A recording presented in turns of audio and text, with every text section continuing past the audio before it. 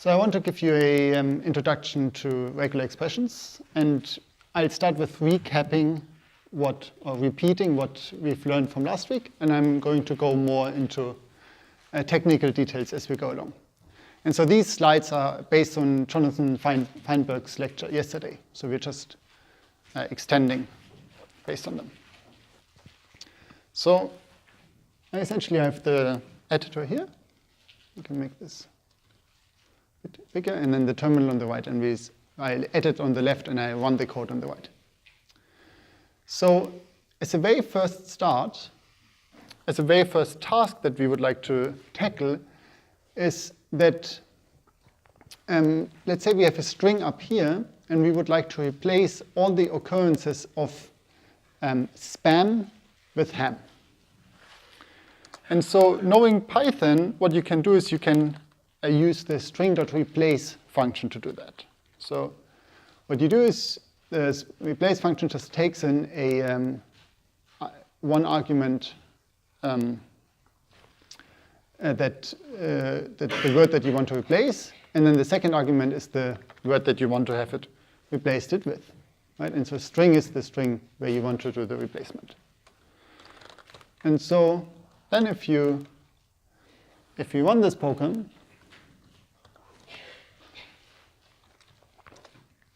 then indeed we get ham was on the left side was spam, and now it's ham here. So this simple replacement we can also do with regular expressions. So what I do is I import the RE class, which is the regular expression class in Python.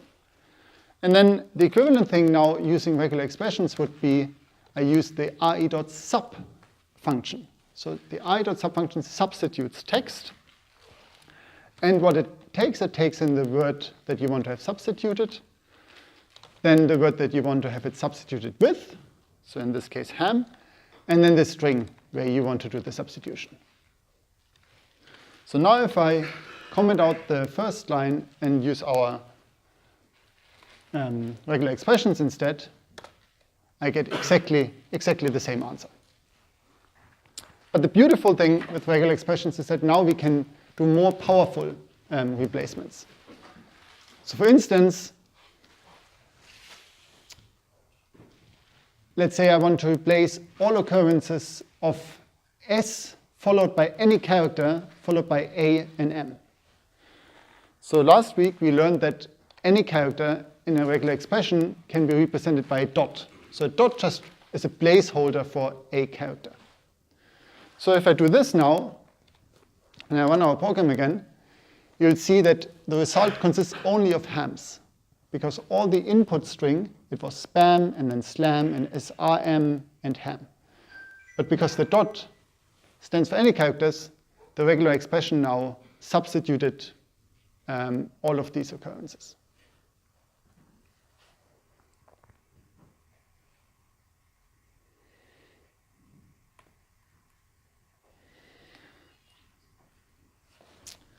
So now, let's look at a bit more complicated program. So now we have a long text with various occurrences of spam, and in some cases we have strange characters in here, right? A $sign, sometimes we have numbers, and so on and so forth. And so what we did before is that we just used the dot to represent any character. But sometimes it's useful to be a bit more selective in what you want to replace. So for instance, what we can do is we can, so I've shown you that dot stands for any character. So there's also something called \w, and so if you use that as a placeholder, it stands for any word character. So essentially, this is anything from little a to capital A, little z, then capital A to capital Z, and all the numbers, 0 to 9. But it does not include, for instance, the $signs. So if we try this out and I use sp \w here, and I run this program.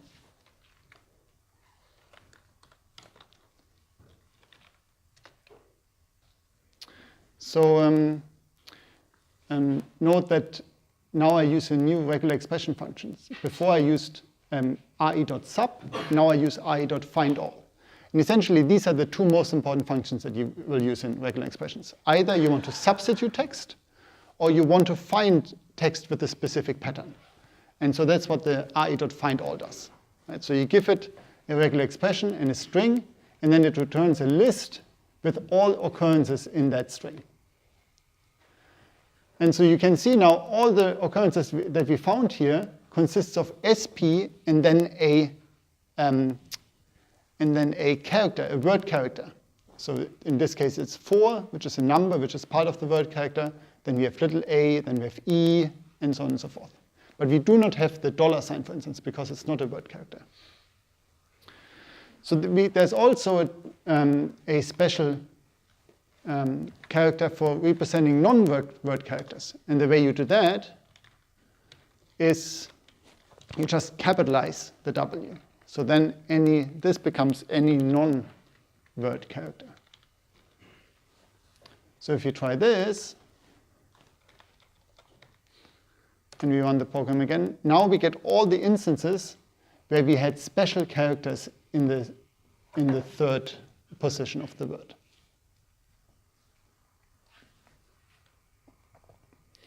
And so the same thing, we have more special characters. We have -d for a number character. And then we have \D for non-number characters.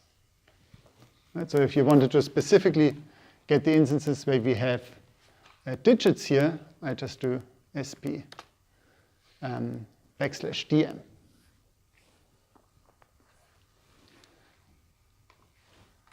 And so here's a full list of special characters that you can use. So I've already shown you \w, \W, then d, and then there's \s, for instance, if you want to find spaces or new lines and so on and so forth. So there's one thing that already Jonathan mentioned last time, but that's quite important, is that we use, whenever we write strings, when we define regular expressions, we use this R symbol in front of the string.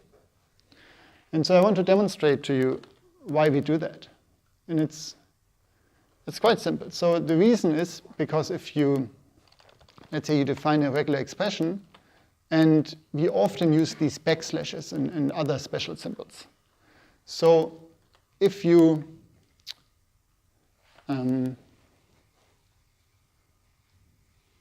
let's say you wanted to have a regular expression that identifies the character, maybe you're looking for the character \n. Right? The problem is in Python, if you maybe you want to have something like this. Maybe you're looking for hello, where in the middle you have a \n. Now, if you want to define this in Python, you'll see that the \n is not actually, oh yeah, I should print this. Okay, let's do this and then print regex. You see that the resulting string regex doesn't actually contain the \n explicitly anymore, but instead it was replaced by the new line operator \n. Right? And so this is typically not what we want in regular expressions. And that's why when we add this R, any special characters are explicitly kept in the string. So the resulting string now, when adding the R, is now hal \n lo. So the alternative would be, if I didn't want to use the R, I could escape that character by using a double backslash. So that's equivalent. And if you print this, you now get the same result.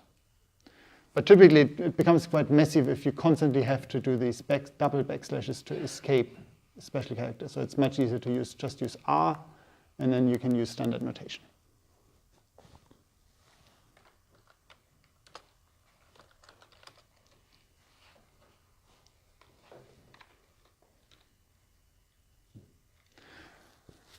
Okay, so now I've shown you how we can make things more concrete by looking for words and non-words and digits, but sometimes we want to be even more fine-grained. Sometimes we want to look for instance, any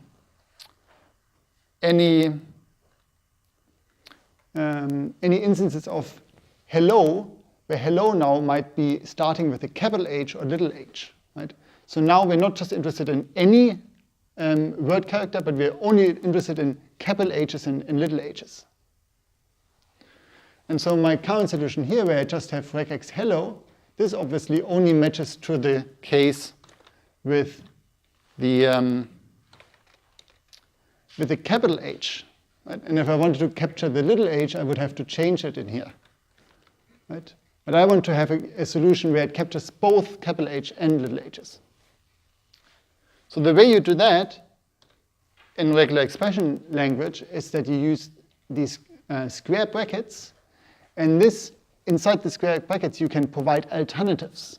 That you can provide a list of characters that you want to accept. And so in my case here, I could, for instance, have capital H and little h. And so now this would match all words that start with capital H, little h, and end with hello. So if I run this, right, I match hello capital with a capital H and then the little h's, but not the last instance, because the last instance has also capitalized E, L, L, and O. And so I would have to also provide, if I wanted to capture that as well, I would have to provide further alternatives for the letter characters.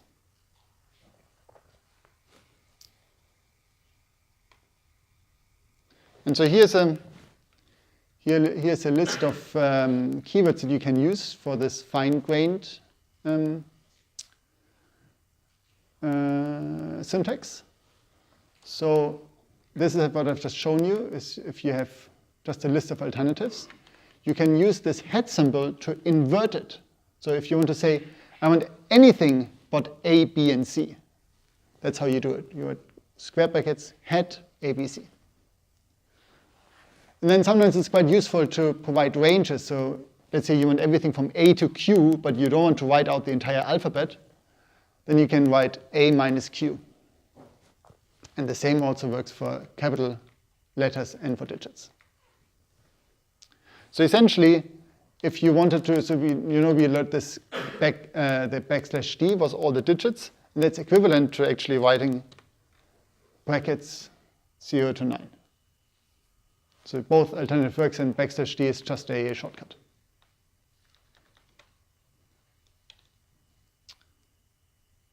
So then the next challenge now is that we have is this example where we have loads of apples, apple 1, apple 2, and apple 3. And we're interested in only the first apple, let's say. Well, of course, if we now want to match all these apples, right, the way I would do that is my regular expression becomes apple, then backslash D for representing a digit. So if I run this,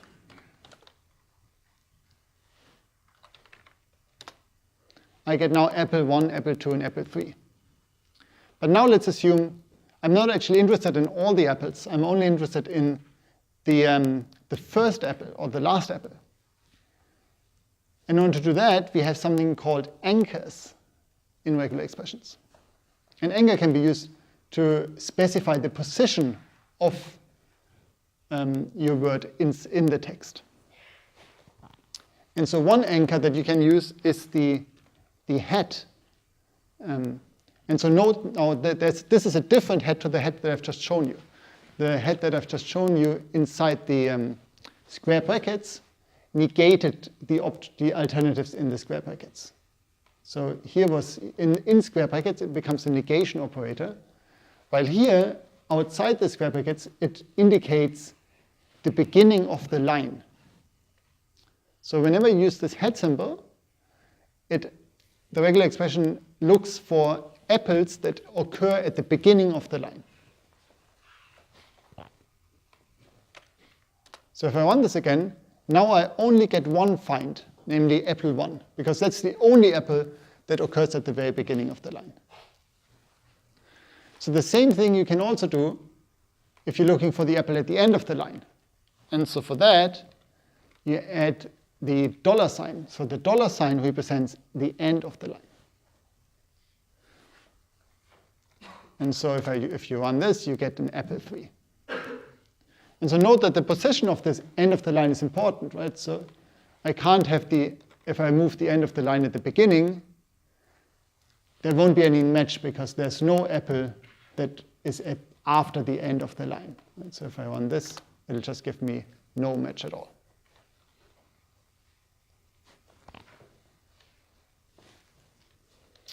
So here are all the anchors that we have in regular expressions. Well, the most important ones anyway.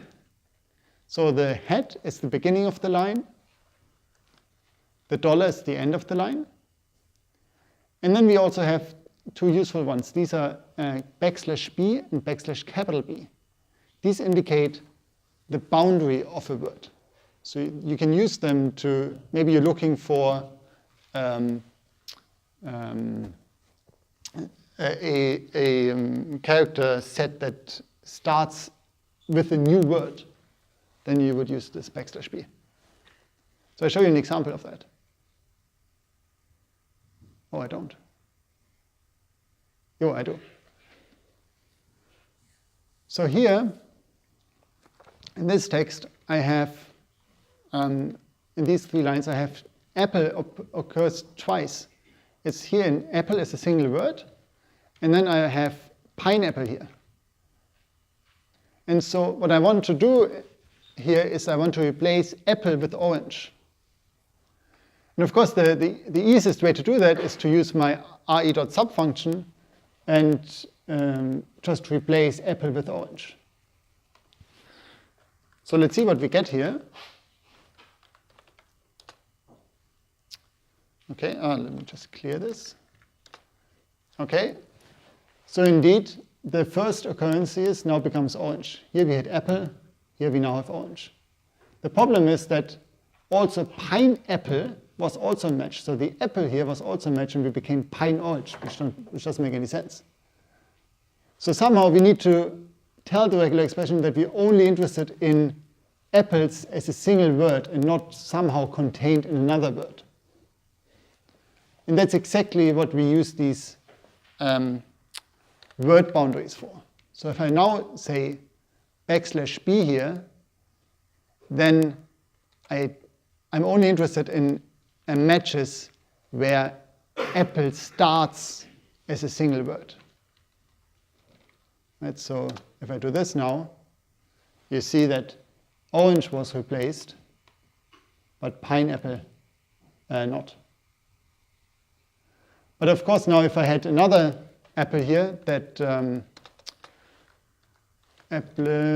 apple most, for instance.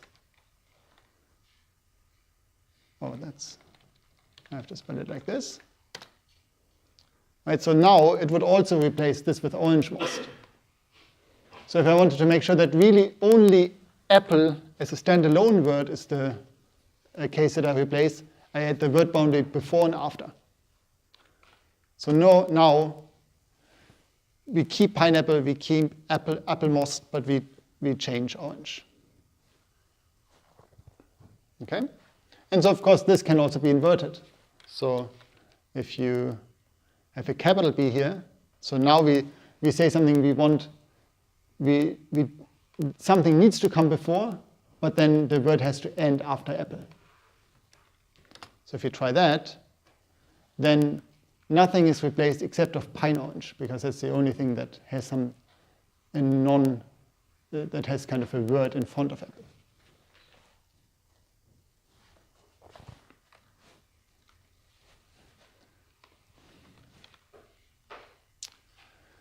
Okay, here's one caveat.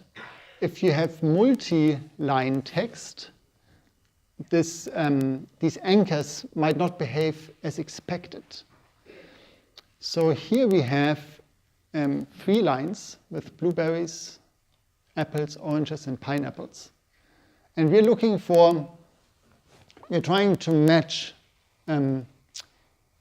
the first characters in a line.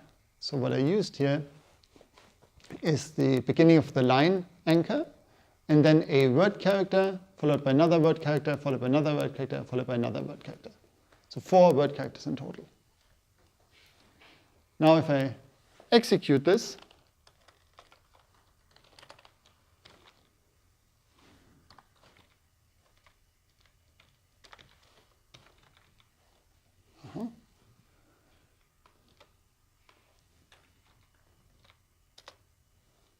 you see that I only get blue as a match, but not orange and not pineapples. And so that's a Python-specific thing that we need to keep in mind, is that Python considers this text as essentially one long string, and it just there's only one beginning of the string occurrences in this text, namely here at the beginning, and that's it. So here's the head match, and at the very end of the string is the dollar match. But the head match doesn't repeat at every new line in that string. But there's a flag that we can activate if we're interested in matching actually new lines.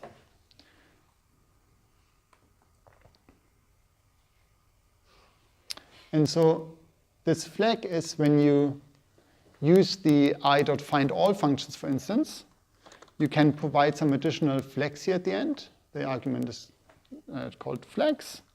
And then you use re.multiline. Multiline.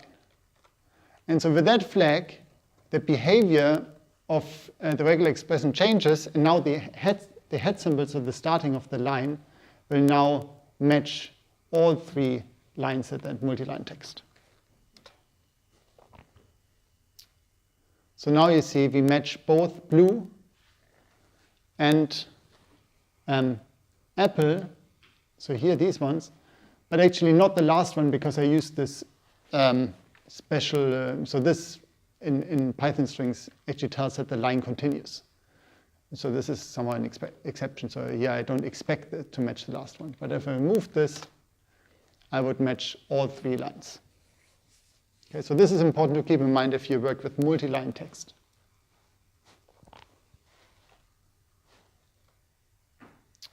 So then sometimes it's important if you want to match special characters in your text. So for instance, maybe you have a head symbol actually in your text, and that's the one that you want to match. So then the problem becomes that in regular expression, heads already have a meaning. So we can't just write head in here. Head apple wouldn't work. Because regular expression thinks that you're looking for the end of the line, but actually I'm looking for the simple head. And so if you're looking for special characters, you need to escape them. And you escape them by using the backslash. Right? So by using the backslash, you remove the special meaning of the head, and you tell the regular expression, I'm really looking for the head character and not for the beginning of the line here. And so now you can see my match contains the special character. And so this escaping with the backslash works essentially for every single special character that we have in regular expressions. And so here's a list of them. We have the head, some of them, most of them you already know. So the head was the beginning of the line, the square bracket, and so on and so forth. And so when you want to look for them, you just essentially add a backslash in front of them.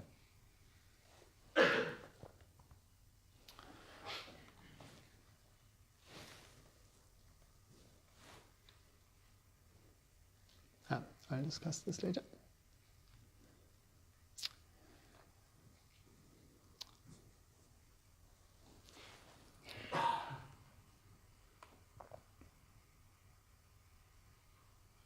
So now, sometimes it's useful to provide quantifiers. So a quantifier means that we allow a character to occur maybe a single time, or maybe not at all, or maybe infinitely many times. So we don't care about the quantity of a certain character. So for instance, here in this search text, we have x, we have one egg, and then we have x, and then we maybe also have x's, right? And so if I'm trying to match, let's try to match first the first two, egg and x. So my regular expression, if I just use, for instance, egg, right? So of course, this will match all three cases here, egg, and x, and x's, because in all of three cases we have the word egg contained. But we don't get the suffix. We're missing here we're missing the s, and here we're missing the ses. So then, of course, what we could try to do, we could try the s here, but then that won't help us because we won't match the single s anymore.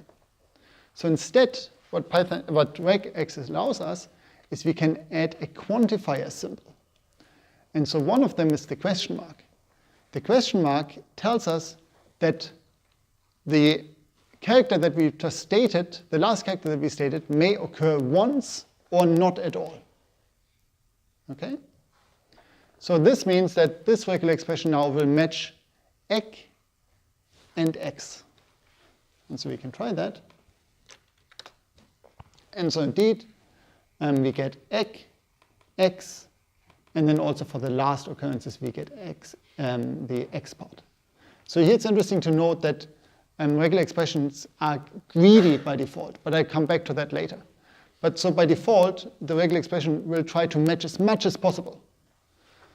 So even though we stated that we don't care if there's an s or not at the end, in both these examples, it added the s because it wanted to be as greedy as possible. It wanted to match as much as possible. So here are some more quantifiers that you can use. So we have the question mark was for 1 and 0 occurrences. Then we also have a star symbol. Star stands for 0 or any number. Then we have the plus symbol. Plus stands for 1 or more. So I'm expecting at least one of the characters, or may potentially many more. And then we can also state exactly how often something should occur. So maybe I'm interested in exactly maybe I'm expecting exactly n characters of that type. And so then you can use these curly brackets and state the number of characters. Okay? And so the same thing also works for n or more. Then you use the n comma and don't provide a and, or n or less, or n between n and m.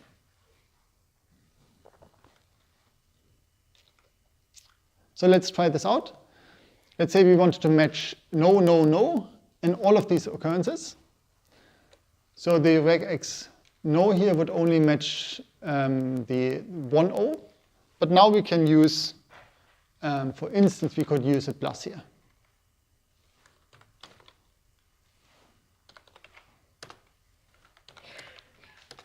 And so indeed, now our regular expression tried to match both NO, NO, and then the NO in a greedy manner again. So I tried to match as many O's as possible. And so of course I could have also used, maybe I'm only interested in N's followed by exactly 5 O's.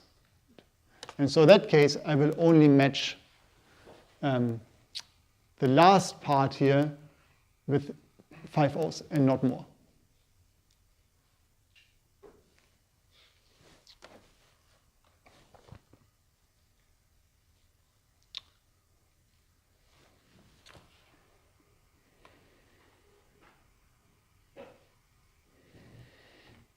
Okay, so then here, going back to our example, if we wanted to match x and x's, what would we do now? Well, one option would be that we say, aha, we want egg followed by a word character, and that word character might repeat many, many times. Right, so now I'm going to, this syntax now matches both egg, because star represents 0 or more. So in that case, it would just be 0. Then it would be x, because s is a word character and it appears once. And it also matches ses, because it's three word characters followed by after the egg. So I can try this. And indeed, now I get my egg, the x, and the x's. If I wanted to be more explicit, I could, instead of allowing any word character here, I could say that I only want either an E or an S. Right? And so either the E and S character could be repeated many, many times. And so now I'm still matching all of these, but if I had a third one here, where I had egg for this I would, right, so this doesn't match anymore, because now I have 4 is not part of the E and not an S. Right? So in that case, I only match until only the egg part, but not the remaining part. Okay, shall we stop here and have continue after at 1/4 past?